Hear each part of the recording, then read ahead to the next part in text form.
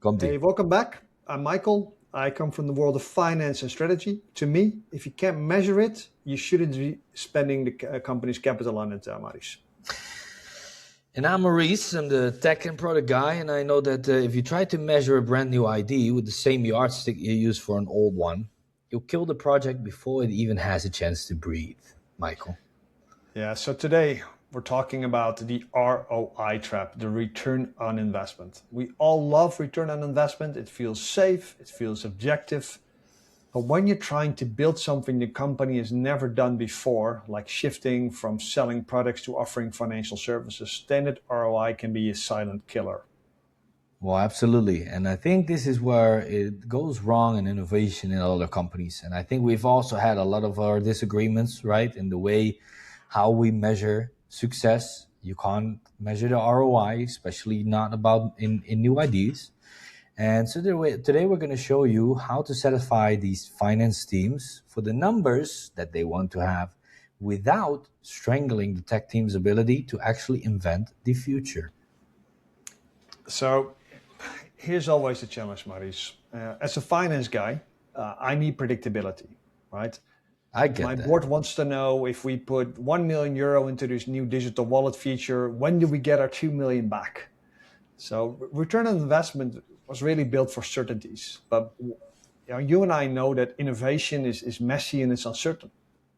Yeah, and exactly. And I think that's exactly the trap in organizations. Because if you are talking about a traditional company or a big company that's already existing for a long time, things and ROIs are way more predictable than if you talk about innovation and building new things. Because there's nothing. How can you measure something that is new, that is not there, right? So an ROI assumes you already know the costs and the benefit. And this is exactly the thing that you want to validate with innovation. And it can have either a huge upside, it can either have a huge ROI, or you can just throw it away in the trash can, right? And that's the thing with new tech. The return is just a guess, right? It's a, how I call it, a return on risk. Return on risk. Because if you force a product team to promise a specific profit number before they've even tested the idea, they're just going to make up a number, trust me on that, to get the green light. And that's exactly what you don't want, because then you're going to have the wrong information spreading in the organization just to get the people get along with it, right? You get the finance team, you want to get them along with it, or you want to have the boards get along with it, right? But again, if they are just so stubborn and they really want to have those ROI numbers, which is impossible to calculate. It's impossible to calculate, right? That's why it's called innovation. You are going to create these kind of scenarios inside of your organization. So you're going to have random numbers. They're just going to make up. So you're going to give them the green light. And that's not the strategy. It's the creative writing. So if you're Yeah. trying to reinvent your business, but still forcing every idea through a spreadsheet, Michael, you're basically grading a painting with a calculator, right? And that's very hard to do. Yeah, but you can't just give your tech or your product team a blank check either. So Yeah, that's true. return on investment still matters because it forces disciplines, right? It prevents us from wasting money on cool gadgets that don't actually help our customers or our bottom line. And I think this is where you're making a great point, right? Because I despise business cases for new products and for innovation because it's what happens is what you said. People make numbers up. So if the number is higher, they have more opportunity to get the green light. Where to me, it's much more important to highlight the potential opportunity, right? How large is the market? How large is the market size? How many of my existing customers would potentially like this new product or feature, and how much volume could they potentially do, right? So to me, it's much more about giving a as good as possible picture of the potential opportunity. And you then need to build the right product or feature that capitalizes on that opportunity, but you can't commit to a number. I think this is where I've traditionally seen a lot of bad mistakes being made is because, well, the argument was we have these two customers lined up, and if we deliver this new product, they're going to do X amount of additional volume with us. And I'm going to be very honest with you, Maurice, it never happened. Those numbers never materialize. That's exactly the thing, right? You don't know what you don't know. So even the numbers that you're gonna have, I think there's a more chance that the numbers that you will get are wrong than they will be right at the beginning, right? And but I also on the other side agree on the side like you ROI calculators and ROI tools are very good, right? Because once a feature is built, yeah, and you want to measure if you're going the right direction or not the right direction, ROI and calculating the ROI is the perfect tool. But in the beginning, you need to have the flexibility. You need to have the freedom to innovate, right? And innovate means, of course, if you want to have a number, don't let creative people, especially innovative people, creative people work within boundaries in terms of give me a spreadsheet, fill it up with all the numbers that you are going to do this, you're going to do that. Trust me, I've seen so many innovation teams, including myself, get so demotivated by that. Just give them, from a finance perspective or from a board perspective, a budget to innovate with certain kind of assumptions that you want to, like very, very flexible. So you keep the creativity in. If you don't do it that way, you're already going to, as I said before, you're going to kill the innovation before it even started, because then you don't have the creativity anymore. And the creativity is really something that you need, thinking out of the box, which means out of the spreadsheet, because inside of a spreadsheet, you're going to kill innovation. Yeah. Are you implying that you cannot be creative with a spreadsheet? Because I'm going to take professional offense here, Maurice. Well, maybe you can be you can be very innovative in your spreadsheet, but you're not gonna make it like new tech innovations in the world, so to say. No, I do agree though. I've seen I've worked in companies where anybody who would come up with an idea that required a tech expense had to wrestle through a gigantic spreadsheet which was linked together with formulas and lookups, and you needed to fill out all sorts of things where one thing was even more uncertain than to the next, right? So by the time you get through that process, you have a layered approach of uncertainties, and something rolls out, and then it doesn't actually say anything anymore about the potential opportunity. So if we would have had this conversation 10 years ago, I think we would have had a lot more disagreement. We're having it now, and I have the benefit of that 10 years of experience. And what you learn is that focus much more, and in looking at my background in payments, you're much more focused on, all right, how can this feature differentiate us in terms of our overall competitive proposition? Are we adding something to our platform that our competitors do not have? Or are we offering a payment product or functionality in a market that is growing, right? Yeah. Where there's an opportunity to generate more volume. And if you start talking around those lines, your investment decisions become different. You're betting on features, you're betting on new markets, right? As opposed to trying to monetize it immediately in the short term. And I think this is where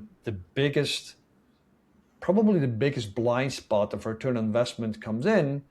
Return on investment really needs to happen fast, right? And it's it a can be whole measured in calculation different of how ways, right? fast are you going to make money. Yeah. But it can also be measured in different ways, right? It doesn't be like 1 million goes in, 2 million comes out, right? It could also be a more not tangible thing, like a better customer experience, right? Or different metrics. Would you agree? We talked about it in a previous one of the previous episodes. I'm going to make the ease of integration. I'm going to improve the ease of integration for potential clients. It simply means that clients are more likely to choose for you because it's easier to integrate. How do you measure the ROI on that, right? That's one example. Or 100%. I think that's a very, very, very good example, Michael, and that really directly makes me think about the company Stripe, right? Yeah. Well, most companies most listeners probably know Stripe. For the ones that don't do it, Stripe is a payment service provider, and they're quite big, right? I don't know the exact market cap, but I think there's like already 80 to 90 billion valuation. Still Yeah, quite, you're heading towards the 100 billion indeed. Yeah. yeah, it's insane, and their unique proposition was exactly the ease of integration, and then especially the ease of integration focused on a specific group that was responsible for the integrations, which is the developers.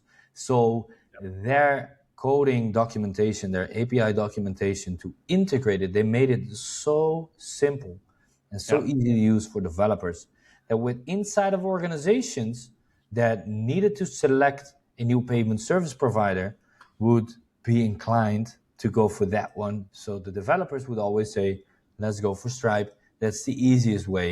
That's the easiest thing to integrate. And it wins the business over, right? It wins Because the business over, typically exactly. IT is the blocker. IT is where things clog up for a lot of companies. So when your IT team says, look, we fully support integrating with this company, Then you go for that. then the business is obviously going to be enthusiastic about that as well. And that's Well, creating that exactly. flywheel effect. Exactly.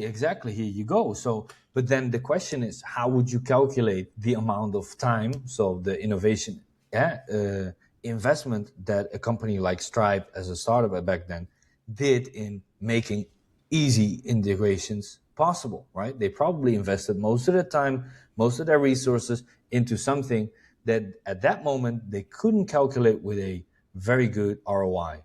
But maybe on the short term not, but on the long run, the ease of integration gave them so many customers compared to all the other companies that didn't invest their time into creating ease of integration because they probably didn't see the ROI of it at that moment, right? No, exactly. So I think this is where companies can take a different approach, right? So I don't think you need to continuously be focused on profit. You need to be focused on validation, right? How does this new product or feature, how can we validate the demand? I think that's going to be the first step. And I think that's also a data point that a company can take back to its board, right? So we want to invest in this proposition and look at these data points, which really all Yeah. point towards validating that business case. I think that's going to be massively important.